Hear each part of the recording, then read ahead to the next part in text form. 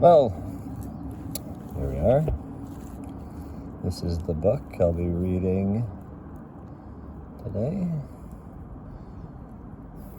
Another thrift store find. Whoa, wow. Looks pretty good. I have not read this.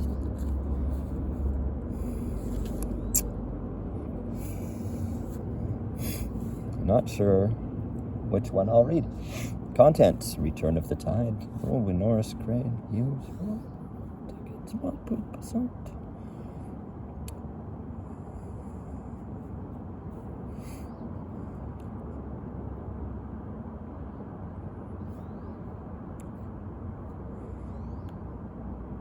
The Long Exile. Leo Tolstoy. I'm sure I'm pronouncing Tolstoy, 84, page 84. Let's do it. Let's do it.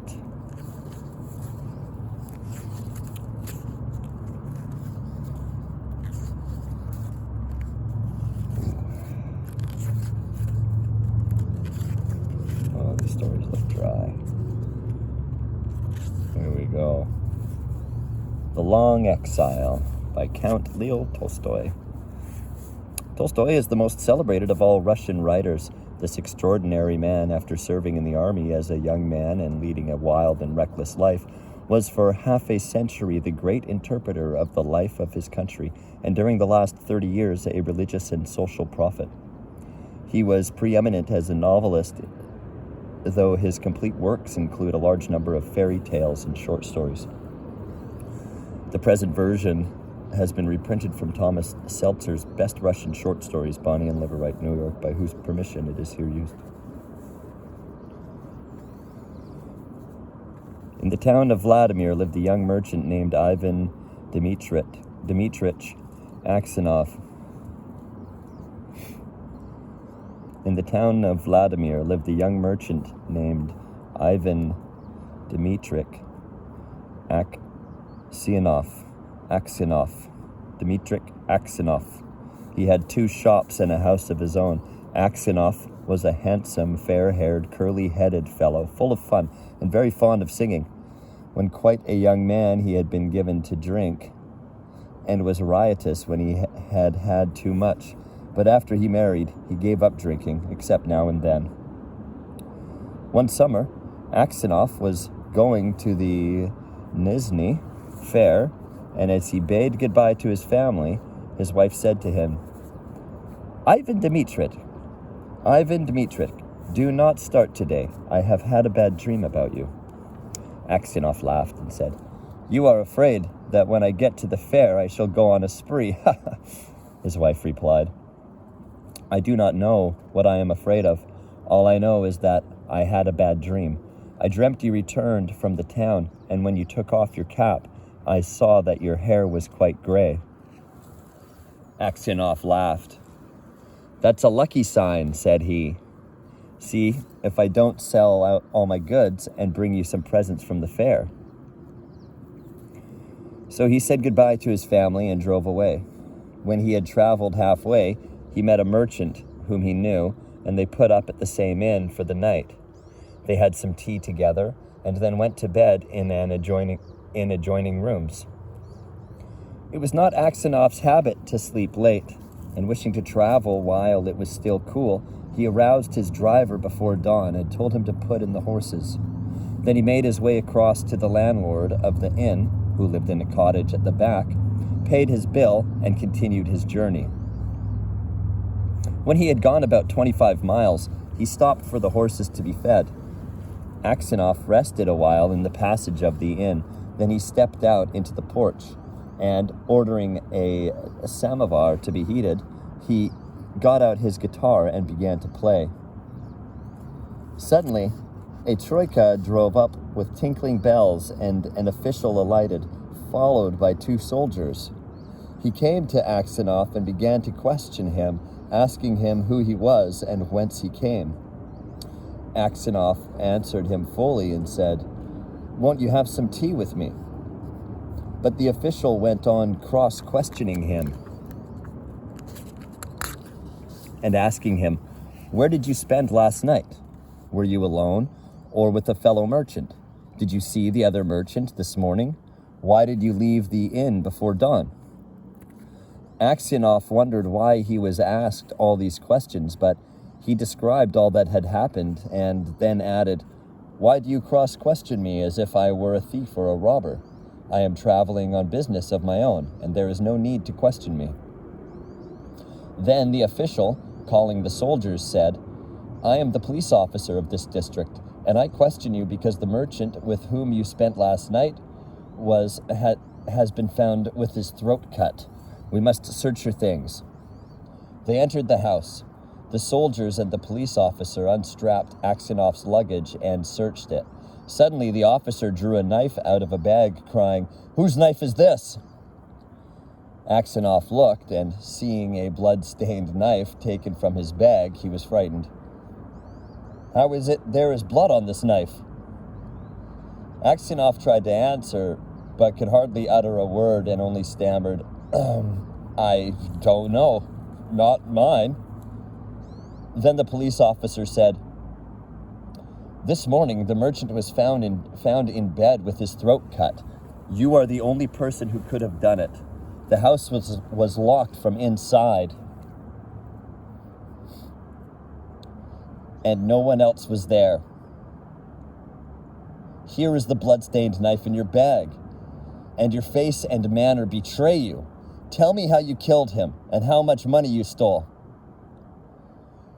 Aksionov swore he had not done it, that he had not seen the merchant after they had had tea together, that he had no money except 8,000 rubles of his own, and that the knife was not his. But his voice was broken, his face pale, and he trembled with fear as though he were guilty. The police officer ordered the soldiers to bind Aksionov and to put him in the cart. As they tied his feet together and flung him into the cart, Aksionov crossed himself and wept. His money and goods were taken from him, and he was sent to the nearest town and imprisoned there. Inquiries as to his character were made in Vladimir. The merchants and other inhabitants of that town said that in former days he used to drink and waste his time, but that he was a good man. Then the trial came on. He was charged with murdering a merchant from Ryazan and robbing him of 20,000 rubles. His wife was in despair and did not know what to believe. Her children were all quite small. One was a baby at her breast. Taking them all with her, she went to the town where her husband was in jail. At first, she was not allowed to see him, but after much begging, she obtained permission from the officials and was taken to him. When she saw her husband in prison dress and in chains, shut up with thieves and criminals, she fell down and did not come to her senses for a long time. Then she drew her children to her and sat down near him. She told him of things. She told him of things at home and asked about what had happened to him. He told her all, and she asked, "What can we do now?" "We must petition the Tsar not to let an innocent man perish." His wife told him that she had sent a petition to the Tsar, but it had not been accepted. Aksionov did not reply, but only looked downcast. Then his wife said, "It was not for nothing. I dreamt your hair had turned gray. You remember? You should not have started that day." And passing her fingers through his hair, she said, "Vanya, dearest, tell your wife the truth. Was it not you who did it?" "So you, too, suspect me," said Aksionov. And hiding his face in his hands, he began to weep. Then a soldier came to say that the wife and children must go away, and Aksionov said goodbye to his family for the last time. When they were gone, Aksionov recalled what had been said, and when he remembered that his wife also had suspected him, he said to himself, "It seems that only God can know the truth. It is to him alone we must appeal, and from him alone expect mercy." And Aksionov wrote no more petitions, gave up all hope, and only prayed to God. Aksionov was condemned to be flogged and sent to the mines. So he was flogged with a knot. And when the wounds made by the knot were healed, he was driven to Siberia with other convicts. For 26 years, Aksionov lived as a convict in Siberia. His hair turned white as snow, and his beard grew long, thin, and gray. All his mirth went. He stooped, he walked slowly, spoke little, and never laughed. But he often prayed. In prison, Aksionov learned to make boots and earned a little money with which he bought The Lives of the Saints. He read this book when there was light enough in the prison, and on Sundays in the prison church, he read the lessons and sang in the choir, for his voice was still good. The prison authorities liked Aksionov for his meekness, and his fellow prisoners respected him. They called him Grandfather and the Saint. When they wanted to petition the prison authorities about anything, they always made Aksionov their spokesman, and when there were quarrels among the prisoners, they came to him to put things right and to judge the matter. No news reached Aksionov from his home, and he did not even know if his wife and children were still alive. One day, a fresh gang of convicts came to the prison. In the evening, the old prisoners collected round the new ones and asked them what towns or villages they came from and what they were sentenced for. Among the rest, Aksionov sat down near the newcomers and listened with downcast air as to what was said. One of the new convicts, a tall, strong man of 60 with a closely cropped gray beard, was telling the others what he had been arrested for. "Well, friends," he said, "I only took a horse that was tied to a sledge, and I was arrested and accused of stealing. I said I had only taken it to get home quicker and had then let it go. Besides, the driver was a personal friend of mine. So I said, 'It's all right.' 'No,' said they, 'you stole it.' But how or where I stole it, they could not say. I once really did something wrong and ought by rights to have come here long ago, but that time I was not found out. Now I have been sent here for nothing at all. But it's lies I'm telling you. I've been to Siberia before, but I did not stay long." "Where are you from?" asked someone. "From Vladimir. My family are of that town. My name is Makar, and they also call me Semyonik. Aksionov raised his head and said, "Tell me, Semyonik, do you know anything of the merchants Aksionov and of Vladimir? Are they still alive?" "Know them? Of course I do. The Aksionovs are rich, though their father is in Siberia, a sinner like ourselves, it seems. As for you, Granddad, how did you come here?" Aksionov did not like to speak of his misfortune. He only sighed and said, "For my sins, I have been in prison these 26 years. "What sins?" asked Makar Semyonik. But Aksionov only said, well, I must have deserved it." He would have said no more, but his companions told the newcomers how Aksionov came to be in Siberia, how someone had killed a merchant and had put the knife among Aksionov's things, and Aksionov had been unjustly condemned. When Makar Semyonik heard this, he looked at Aksionov, slapped his own knee, and exclaimed, "Well, this is wonderful, really wonderful. But how old you've grown, Granddad." The others asked him why he was so surprised and where he had seen Aksionov before, but Makar Semyonik did not reply. He only said, "It's wonderful that we should meet here, lads." These words made Aksionov wonder whether this man knew who had killed the merchant. So he said, Perhaps, Semyonich, you have heard of that affair, or maybe you've seen me before. How could I help hearing? The world's full of rumors, but it's a long time ago, and I've forgotten what I heard. Perhaps you heard who killed the merchant? Asked Aksionov. Makar Semyonich laughed and replied, It must have been him in whose bag the knife was found. If someone else hid the knife there, he's not a thief till he's caught, as the saying is.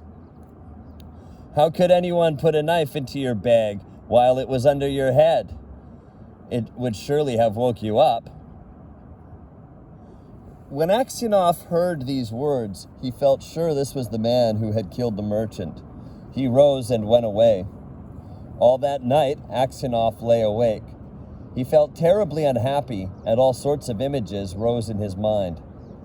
There was the image of his wife as she was when he parted from her to go to the fair. He saw her as if she were present. Her face and her eyes rose before him. He heard her speak and laugh. Then he saw his children, quite little, as they were at that time, one with a little cloak on, another at his mother's breast. And then he remembered himself as he used to be, young and merry. He remembered how he sat playing the guitar in the porch of the inn where he was arrested, and how free from care he had been. He saw in his mind the place where he was flogged, the executioner, and the people standing around, the chains, the convicts, all the 26 years of his prison life, and his premature old age. The thought of it all made him so wretched that he was ready to kill himself. And it's all that villain's doing, thought Aksionov. And his anger was so great against Makar Semyonich that he longed for vengeance, even if he himself should perish for it. He kept repeating prayers all night, but could get no peace. During the day, he did not go near Makar Semyonich, nor even look at him.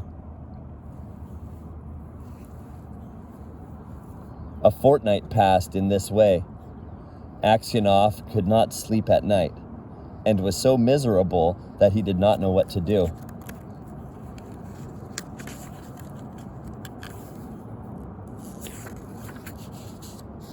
One night, as he was walking about the prison, he noticed some earth that came rolling out from under one of the shelves on which the prisoners slept. He stopped to see what it was. Suddenly, Makar Semyonich crept out from under the shelf and looked up at Aksionov with frightened face. Aksionov tried to pass without looking at him, but Makar seized his hand and told him that he had dug a hole under the wall, getting rid of the earth by putting it into his high boots and emptying it out every day on the road when the prisoners were driven to their work. Just you keep quiet, old man, and you shall get out too.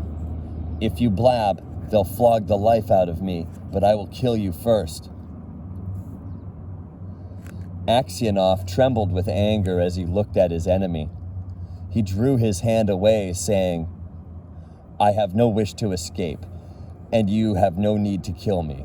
You killed me long ago. As to telling of you, I may do so or not, as God shall direct. Next day, when the convicts were led out to work, the convoy soldiers noticed that one or other of the prisoners emptied some earth out of his boots. The prison was searched and the tunnel found. The governor came and questioned all the prisoners to find out who had dug the hole. They all denied any knowledge of it. Those who knew would not betray Makar Semyonich, knowing he would be flogged almost to death. At last the governor turned to Aksionov, whom he knew to be a just man, and said, You are a truthful old man. Tell me, before God, who dug the hole? Makar Semyonich stood as if he were quite unconcerned, looking at the governor and not so much as glancing at Aksionov.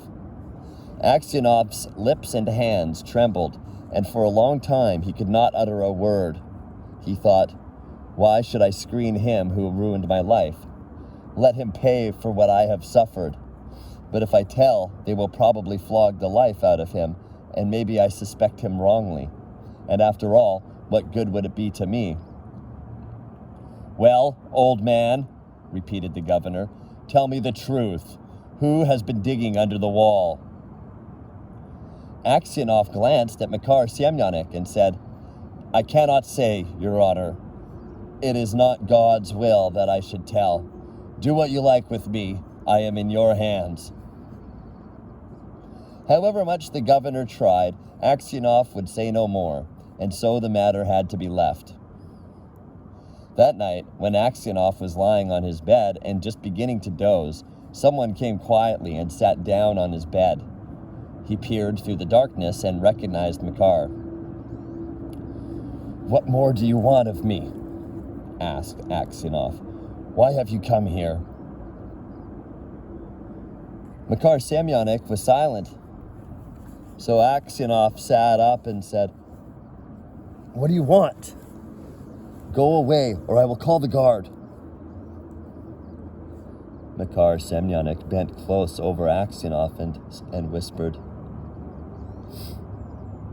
"Ivan Dmitrych, forgive me." "What for?" asked Aksionov. "It was I who killed the merchant and hid the knife among your things. I meant to kill you too, but I heard a noise outside, so I hid the knife in your bag and escaped out of the window." Aksionov was silent and did not know what to say. Makar Semyonich slid off the bed shelf and knelt upon the ground. "Ivan Dmitrych," said he, "forgive me. For the love of God, forgive me. I will confess that it was I who killed the merchant, and you will be released and can go to your home." "It is easy for you to talk," said Aksionov, "but I have suffered for you these 26 years. Where could I go to now? My wife is dead and my children have forgotten me. I have nowhere to go." Makar Semyonich did not rise, but beat his head on the floor. "Ivan Dmitrych, forgive me," he cried. "When they flogged me with the knot, it was not so hard to bear as it is to see you now. Yet you had pity on me and did not tell. For Christ's sake, forgive me, wretch that I am." And he began to sob. When Aksionov heard him sobbing, he too began to weep. "God will forgive you," said he. "Maybe I am 100 times worse than you." And at these words his heart grew light, and the longing for home left him. He no longer had any desire to leave the prison, but only hoped for his last hour to come. In spite of what Aksionov had said, Makar Semyonich confessed to his guilt.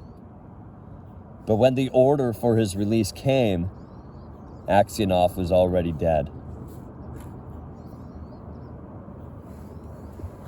Oh, that's pretty harsh. Thanks for joining me today.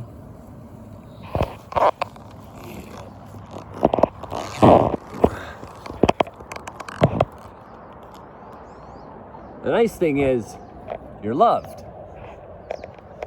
by me. Have a good day. I love you.